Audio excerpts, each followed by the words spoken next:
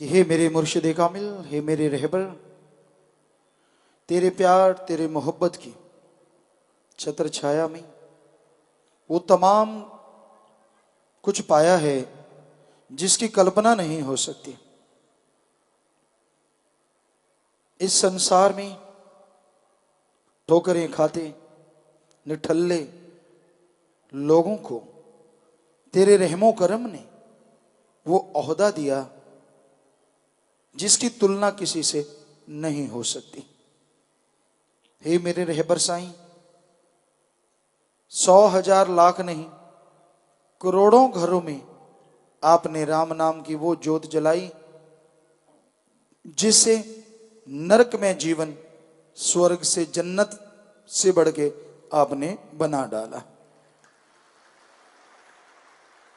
ऋण चुकाया नहीं जा सकता मां बाप का। मां बाप का ऋण चुकाना हो तो मां बाप की सेवा हो और ऐसा काम करे इंसान कि उसके नाम से मां बाप की पहचान हो तो ऋण चुकाया जाता है। कि धन्य है वो मां, धन्य है वो बाप जिसकी ऐसी औलाद। तो ऋण काफी हद तक चुकता हो जाता है और इंसान उस नेकी के भलाई के कार्य को लगातार करता चला जाए तो मां बाप का ऋण पूर्णतः उतर पाता है। पर गुरु मुर्शिद कामिल का ऋण उतारना तो दूर सोचा भी नहीं जा सकता। जो मौत को जिंदगी में तब्दील कर दे, क्या ऋण चुकाओगे बताओ? जो पहाड़ जैसे भयानक कर्मों को कंकर में बदल डाले, क्या ऋण चुकाओगे? क्या है आपके पास? आपकी जान से बेशकीमती तोहफा क्या रखते हैं आप अपने पास? पर मन जालिम है, ऐसे मूड बना देता है लोगों को, इतना अहंकारी बना देता है, इतना घमंडी कि वो अपनी बेड़ी में बट्टे डाल डाल के सब कुछ खत्म कर लेते हैं। वरना सतगुरु मौला का ऋण नहीं चुकाया जा सकता। ऐसे ऐसे लोग जिन्होंने आके कहा कि भाई सतगुरु का, अल्लाह का, राम का मैं देन नहीं दे सकता। एक जगह नहीं, दो जगह नहीं, कितनी जगह मेरे परिवार की जान बचाई, बेइंतहा खुशियां बख्शी। क्या चेहरे पे तब श्रद्धा, भावना, क्यों तौबा। हे मेरे मौला, हे मेरे सतगुरु, तूने कमाल कर डाला। नरक जैसी जिंदगी को जन्नत सचखंड से बढ़ के बना डाला। क्या परोपकार गाऊं, कैसे सुनाऊं और कैसे ऋण उतारूं? और जब मन का हथौड़ा पड़ता है, मन और काल के जाल में जीव फंस जाता है, तो ऐसे लोगों को भी निंदा करते, मन के हाथों मजबूर गधे की तरह दुलतियां झाड़ते देखा है। चाहे बाद में उनके लिए जिंदगी नरक हो, परिवार का बुरा हाल हो, कोई लेना देना नहीं। क्योंकि जब मन अपनी आई पे आता है तो मैं का मतलब मैं और न का मतलब नहीं मानूंगा। मन का मतलब ही ये है कि कोई भी अल्लाह, वाहिगुरु, राम, गॉड, खुदा, रब की चर्चा संत करेंगे, समझाएंगे कोई भी बात, मैं नहीं मानूंगा। इसी का नाम मन है। तो इंसान जब मन के हाथों मजबूर हो जाता है, वो अपने आप को शूरवीर, बहादुर, योद्धा, पता नहीं क्या क्या समझने लगता है। मैं ये कर दूं, मैं वो कर दूं, मैं फलां कर दूं। बड़ी बड़ी डींगे हाँकता है, बड़े बड़े सब्ज बाग दिखाता है, पता नहीं और क्या क्या बुलवाता है। और इंसान घमंड में चूर रहता है, अहंकार में, खुदी में। कभी चैन से जीने नहीं देता मन। दुनिया को दिखाता है वो घमंडी, अहंकारी, मैं ये मैं वो, मेरा स्टैंड पक्का, मैं नहीं हिलूंगा। और अंदर ही अंदर दुखी, टूटा हुआ, बुरा हाल। इंसान का चेहरा चुगली खा जाता है। साइन बोर्ड होता है चेहरा, वहां सब कुछ लिखा आ जाता है। तो सतगुरु मौला से प्यार करो, अल्लाह वाहिगुरु राम से प्यार हो जाएगा। क्योंकि पीर फकीर से कोई प्यार करता है तो फकीर को किसी से कोई गर्ज नहीं होती। उनका हर कर्म दूसरे को सुख देने के लिए होता है, दूसरे को फायदा पहुंचाने के लिए होता है। वो अपनी खुशी के लिए या अपने आप में लज्जत या आनंद के लिए नहीं, क्योंकि वो तो परमानंद में हर समय डूबे रहते हैं। जिनका अल्लाह मालिक से प्यार होता है वही संत होता है। जिन्हें कण कण जर्रे जर्रे में अल्लाह मालिक का दीदार होता है वही सच्चा सदगुरु संत हुआ करता है। तो उनको दुनियावी चीजों से नहीं, पर दुनिया में रहने वाले लोगों से, उनके जन्मों जन्मों की तड़फती हुई रूहों से बहुत वास्ता होता है। जैसी जन्मों जन्मों की पीछे की तड़फ होती है, वैसा प्यार आत्मा को मिल जाया करता है। तो भाई, जिसको मालिक का प्यार मिलता है, फिर वो यही कहते हैं कि मेरे सदगुरु, एक पल की जुदाई, जुदाई से मतलब मरना नहीं होता, जुदाई से मतलब दूरी, कि ऐसा पल, रूहानियत में जुदाई कहते हैं ऐसा पल जिसमें अपने सदगुरु के दीदार ना हो, वो जुदाई होती है। कि हे मेरे मौला, ऐसी जुदाई कभी ना आए, एक पल भी ना आए, वरना मेरा हश्र होगा जैसे मछली बिना पानी के तड़फती है, वैसे मैं व्याकुल हो जाऊंगा। वास्तव में ऐसा हो जाए, हो ही नहीं सकता, मालिक दर्शन ना दे, दीदार ना हो उस परवरदिगार के।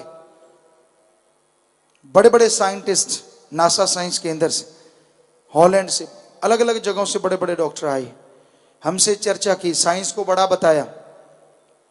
पर साइंस तो कल बनी है। हमारे वेदों में लिखा है सैकड़ों चंद्रमा, सैकड़ों सूर्य, नक्षत्र, ग्रह, कीटाणु, जीवाणु, सब कुछ लिखा हुआ है। और साइंस ने बैक्टीरिया, वायरस की खोज की है 1850 और 90 में। और वेद कब लिखे हुए हैं? तब का उसमें लिखा। बताओ, धर्म बढ़ा के विज्ञान ऐसे ही फन्ने का बने रहते, चंद किताबें पढ़ गए, मैं नास्तिक हूं, मैं भगवान को नहीं मानता। तूने क्या देखा है भगवान का जो नहीं मानता? क्या भगवान के लिए रिसर्च किया है?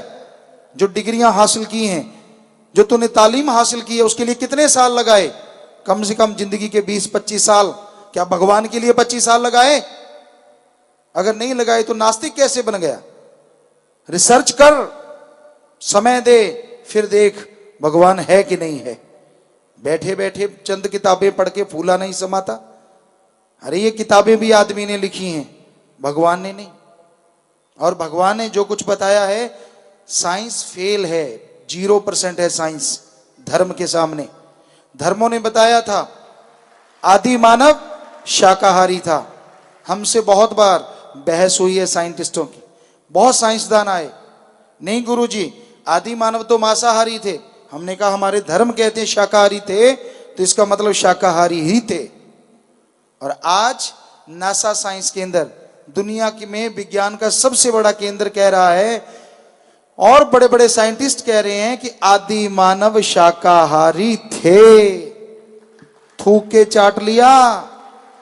जो कहते थे साइंटिस्ट कि भाई पहले तो मांसाहारी थे, अब क्यों कह रहे हैं शाकाहारी थे? नई रिसर्च आई है, नई खोज हुई है। तो इसका मतलब ये लिखा करो ना बच्चों को पढ़ाते समय, हमारी खोज अधूरी है। चैप्टर में ये लिखा करो। हम सब ने पढ़ा, आप में बहुत लोगों ने पढ़ा कि आदमी का पूर्वज बंदर है, फिर थूक के चाट लिया। अब कह रहे नहीं, आदमी का कोई और है। फिर कहते नहीं, उन दोनों का ही कोई तीसरा है, अभी मिला नहीं है, वो तीसरा कौन है? एटम छोटा, परमाणु छोटा, और छोटे से छोटा निकलता आ रहा है, फिर थूक के चाट लिया। नहीं, अभी और छोटा हो सकता है। बताओ, क्या विज्ञान का है मुंह सिर? कोई है सिर पैर? जब मर्जी मुकर जाते हैं, जब मर्जी लिख देते हैं। तो हम ये नहीं कहते विज्ञान कुछ देती नहीं, बहुत कुछ विज्ञान से बना है, पर आदमी धर्म से बना है, इस काबिल कि विज्ञान में रिसर्च कर सके। बोलना ना आता तो क्या रिसर्च करता? पहनना ना आता, रहना ना आता, जीवन यापन करना ना आता तो क्या रिसर्च कर लेता? ये धर्मों में लिखा है कि ये सब कुछ बोलना, आवाज जो आज आप बोल रहे हैं, जो पहनना सीखा, बॉडी कैसे आत्मरक्षा करनी है, कैसे इसको संभालना है, ये हमें सिखाया हमारे धर्मों ने आद काल से। अगर ये ना सीखा होता, पढ़ाई तो दूर, रिसर्च तो दूर, आप नंगे घूम रहे होते और इतने इतने बाढ़ होते चारों तरफ। ये धर्मों ने सिखाया है, साइंस ने नहीं, विज्ञान ने नहीं। नेचर क्या है? धर्म। क्योंकि भगवान को मानता है धर्म। बड़े बड़े साइंटिस्ट मान चुके हैं, जो प्रेयर करते हैं ब्रह्मांड से अदृश्य किरणें उन पे आके टकराती हैं, और उनके अंदर विल पावर बढ़ जाता है। नासा साइंस के अंदर अभी मान चुका है, क्योंकि हम भी विज्ञान को मानते थे और मानते हैं कि विज्ञान है, लेकिन धर्म महाविज्ञान है, उसके सामने बहुत बौनी है ये विज्ञान। शुरू से विज्ञान को मानते थे, नॉन मेडिकल के स्टूडेंट रहे जितनी देर पढ़ पाए, लेकिन विज्ञान बहुत बौनी है। नासा साइंस के अंदर ये मान चुका है कि आत्मबल, आत्मविश्वास बाजार से नहीं खरीदा जा सकता। मेडिटेशन करो। उनसे पूछा क्या मेडिटेशन? एक शब्द लो, ध्यान में बैठो घंटा डेढ़ घंटा। कौन सा शब्द? उनके मुंह से निकला जैसे ओम हरि अल्लाह गॉड। तो विज्ञान भी इनडायरेक्ट मान रही है सुप्रीम पावर एक दिन शरेआम मानेगी। मुर्दे 2 दिन मुर्दे रहते हैं। कोई यहां डॉक्टर बैठा है जो कहता है मैं नास्तिक हूं, भगवान को नहीं मानता, हमें साबित करे। उसके माइंड में भी जान नहीं, उसके हार्ट में भी किधर भी जान नहीं, पूरी बॉडी डेड है, 100% डेड। तो अमेरिका में एक साइट है, वो खोल के देख लो, उसमें लिखा है कि 2 दिन के बाद जिनमें कोई जिंदगी नहीं थी, मुर्दा फिर उठ बैठा हुआ। बताओ कैसे? जब हार्ट बंद होता है तो यूं बंद हो गया, डेड हो, आदमी मर गया। खुला रह गया तो खुला रह गया, और सारी नाड़ियों में खून जम जाता है, 1-2 दिन बाद ब्लैक हो जाता है बिल्कुल। असल तो उसी टाइम ही जम जाता है। तो आप बताइए 2 दिन बाद पुनः कैसे हार्ट बीट चलने लग गई और कैसे नाड़ियों में जमा हुआ खून ऑटोमेटिकली चलने लग गया? बताओ कोई साइंटिस्ट।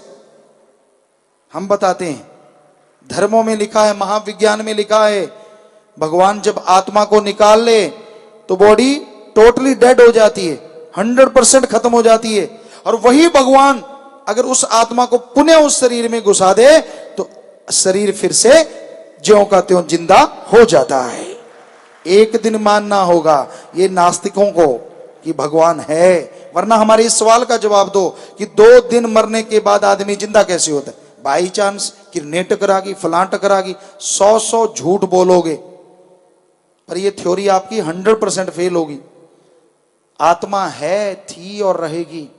जितने मर्जी कवच बना लो, धूप को रोका नहीं जा सकता पारदर्शी शीशे से, उसी तरह आत्मा को रोका नहीं जा सकता किसी भी तरीके से। तो भाई वो आत्मा जब अपने परम पिता परमात्मा से मोहब्बत करती है तो विज्ञान के अनुसार वो रेज इतनी हाई स्केल की होती हैं कि इंसान के जो माइंड है, जिसे 10-15% आदमी इस्तेमाल में लाता है, तो जैसी वो किरणें हाई रेज की होती हैं तो आदमी का दिमाग, आदमी 15 नहीं लगभग 30, 40, 50% तक इस्तेमाल में लाना शुरू कर देता है। इससे भी बढ़ता चला जाता है। और उससे क्या होता है कि वो आत्मा, वो जीवात्मा खंडों ब्रह्मंडों को पार करके भगवान के नूरी स्वरूप के दर्शन करती है, उस सुप्रीम पावर के, जिसे साइंटिस्ट भी मानने लगे हैं कि सुप्रीम पावर कोई तो है, कोई तो शक्ति है जिसने खंडों ब्रह्मंडों को अपनी जगह पे रोके हुआ है, रोक रखा है। तो भाई वो रेज गुरु मंत्र, मेथड ऑफ मेडिटेशन, ध्यान की विधि से बढ़ती है, बातों से नहीं। उसी से मालिक की मोहब्बत, प्यार बढ़ता है। और फिर जब उसका प्यार वो नजारे जीव देखता है तो यही कहता है, हे मेरे मालिक तेरी याद बिन पल जो भी जाए, ऐसा पल दाता जी सारी जिंदगी में ना कभी आए। कि मेरे मौला ऐसा पल कभी ना आए जिससे मेरा ये परमानंद छूट जाए, मैं तेरे से दूर हो जाऊं।